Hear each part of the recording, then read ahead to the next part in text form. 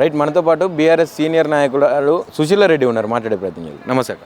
నమస్తే తమ్మి. ఈ ఎట్లా చూస్తారు, పరంపర సాగుతూనే ఉన్నది. డైలీ సీరియల్ అని చెప్పారు కదా, నాకు సీరియల్ చూసి అలవాట్లేదు కానీ ఆ పేర్లు గుర్తులేవు.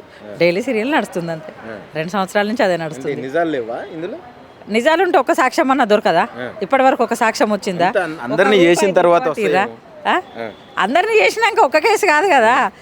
మరి కాళేశ్వరం అండ్రి, ఫోన్ టాపింగ్ అండ్రి, ఈరెస్ ఫార్ములా అండ్రి, మరి ఇప్పుడు ఏంది ఒక దానిలోనన్నా కనీసం ఒక్కటన్నా ఇగో ఇన్ని పైసలు వేస్ట్ అయినాయి, ఇగో గిన్నెలో జరిగింది, గిన్నెల సాక్ష్యం దొరికింది, ఒక్క సాక్ష్యం కూడా దొరకలే. ఎప్పుడైతే మా నాయకులు వచ్చి వాళ్ళను దొరకబట్టి ఈ స్కామ్ అయిందని సాక్ష్యాలతో బయట పెట్టి మరి ప్రెస్ మీట్లు పెడతారో, ఎప్పుడైతే వాళ్ళు ఇచ్చిన గ్యారంటీలు అడుగుతారో, వాళ్ళు ఇచ్చిన హామీలు గుర్తు చేస్తారు, అప్పుడు ఎక్కడ మళ్ళీ ఈ నాయకుల మాటలు ప్రజల దగ్గరికి పోతాయి గ్రౌండ్ లెవెల్లా అని ఒకటి తొందరగా సాయంత్రం వరకు ఏమన్నా హరీశ్రావు గారు ఏంది ప్రెస్ మీట్ పెట్టినాక సాయంత్రమే తొందరపడి నోటీస్ ఇవ్వాల్సిన అవసరం ఏమున్నది అంటే అది ప్రజలకు చేరొద్దు, ఆ సబ్జెక్టు ప్రజలకు తెలియవద్దు. మరి లేకపోతే ఈయన సీటుకు వస్తుంది, వాళ్ళ దానిలో వాళ్ళకు మంత్రులకు ముఖ్యమంత్రి గారికి గొడవలు అవుతున్నాయి, సీటుకి ఎక్కడ వస్తుందో ఆ దావోసుకు ఎక్కడ ఎంజాయ్ చేస్తున్నాడు, అక్కడి నుంచి చెప్పక 2 రోజులు ఎటో పోయిండట, మాయమైపోయిండట, మంత్రులతోనే ఎక్కడికి పోయిండట. లేదు ఒక ముఖ్యమంత్రి అంటే ఇన్ని దొంగేశాలే, అంత దొంగనే, బ్యాగ్ పట్టుకొని అప్పుడు దొంగేశం వేసి ఎప్పుడు దొంగ పనులు. అఫీషియల్గా దావోసు పోయిండు, అక్కడి నుంచి మాయమైండట. 2 రోజులు ఎందుకైండో కూడా తెలియదు. అంటే మేము పేపర్లలో చూస్తున్నాము, అంటే అట్లాంటి కథలు ఉంటాయి రేవంత్ రెడ్డి గారి. ఏమంటున్నారు అంటే నిజంగానే ముఖ్యమంత్రి కనపడతలేరని బీఆర్ఎస్ వాళ్ళే క్రియేట్ చేస్తున్నారని. ఎందుకు కనపడతారండి? పెట్టుబడుల కోసం కదా పోయింది ఆయన. బీఆర్ఎస్ వాళ్ళకి ఏం పని లేదా తమ్మి? బీఆర్ఎస్లో ప్రజలు ఉన్నారు, తెలంగాణ ప్రజల బాగోగులు చూసుకుంటున్నారు. ఎవరికే కష్టం వచ్చినా ఇదే తెలంగాణ భవన్ ఒక జనతా గ్యారేజ్ లెక్క పనిచేస్తుంది. ప్రతిపక్షంలో ఉన్నట్టే కానీ ప్రభుత్వంలో ఉన్న దానికంటే ఎక్కువ ప్రజలను గుండెలలో పెట్టుకొని చూస్తున్నారు.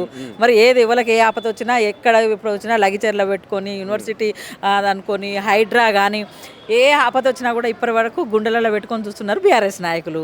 మరి నేను పాలన వదిలేసి మొత్తం పార్ట్నర్షిప్లో మొత్తం స్కాములు చేసి పంచుకున్నట్ల గొడవలు చేసుకొని ఆ గొడవల్ని మళ్ళీ ప్రతిపక్ష నాయకులు బయటకు తీసి ప్రజలకు ఏడ చెప్తారో అని ఇది కేసీఆర్ గారు, కేటీఆర్ గారు, హరీష్ రావు గారు లేని స్కాములు పెట్టి ఇక 2-3 రోజులు కొన్నాడు ఒక్కొక్కరికి ఇస్తున్నారు.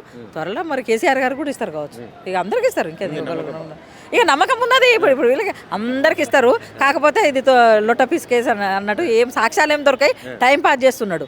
ఆయన స్కామ్లు బయటకు రాకుండా, ఆయనను ఈ గ్యారంటీలు హామీలు అడగకుండా గట్టిగా ప్రజలకు ఆలోచించే అంత టైం లేకుండా ఇవి వాళ్ళ ముందట తెస్తుండే అంతా ఆగమ్మ గోచరం, ఎటు చూసినా ఎటు పెట్టినా అట ఇది అయింది అనేది ఇప్పటి వరకు లేదు, ఒక లైన్ అంతే.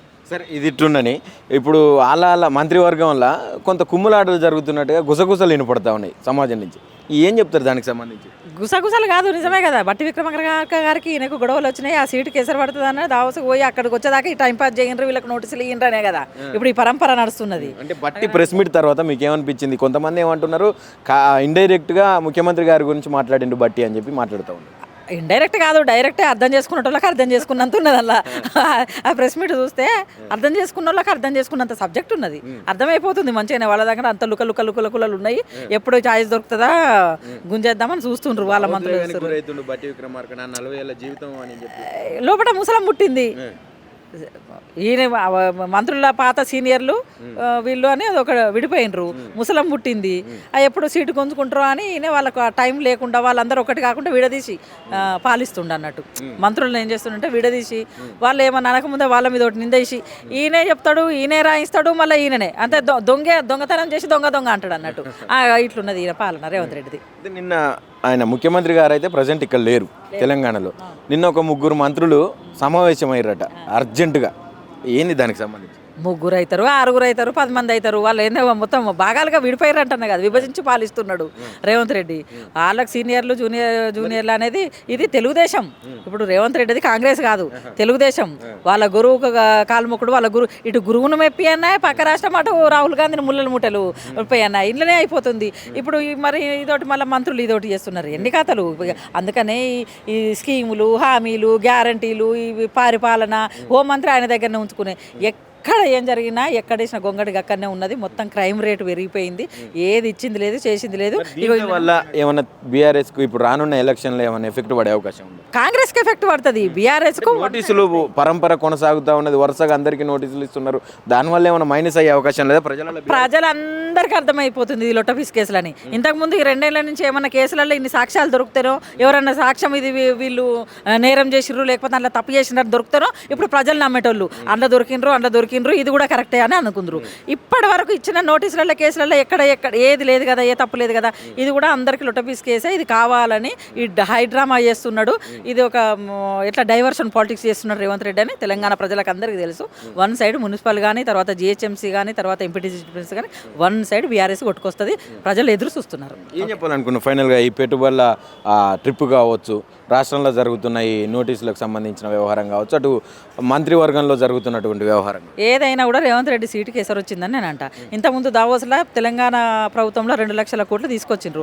మరి ఈయన 2,000 కోట్లన్నా కనీసం 200 కోట్లన్నా తీసుకొచ్చిండ్రా ఏంతో వచ్చి ప్రెస్ మీట్ పెట్టి ప్రజలకు ఏదన్నా చేస్తేనే ఇలా ప్రజలు సంతోషిస్తారు. లేకపోతే ఇప్పుడు ఈరోజు రేపు మారుతాడు అనుకొని ఇన్ని రోజులు 2 సంవత్సరాలు అయిపోయింది.